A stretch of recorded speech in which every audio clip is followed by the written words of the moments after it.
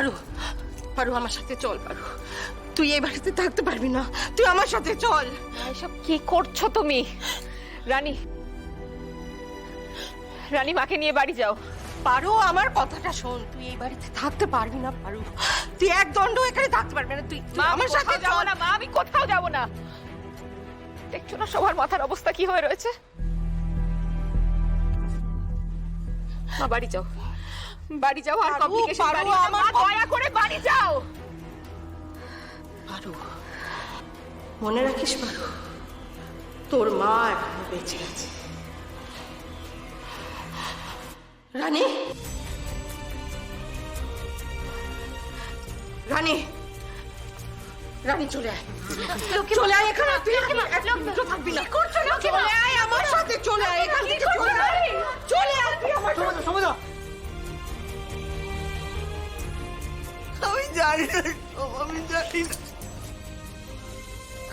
আমি কি করব, কিচ্ছু বুঝতে পারছি না। ও ঠাকুর ভগবান, এ ভুবনেশ্বরী মা, আমি কি করব কিচ্ছু জানি না, আমি কিছু বুঝতে পারছি না।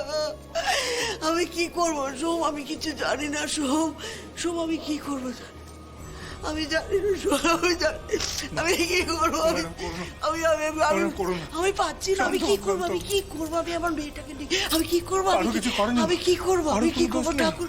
আরো কি করেছে বলো? শান্ত শান্ত আমার।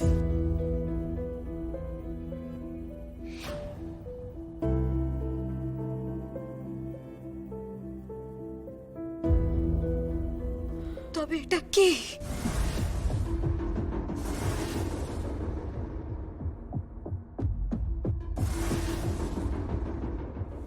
এটা তো সেই ফোনটা মা জলে ফেলে দিয়েছিল।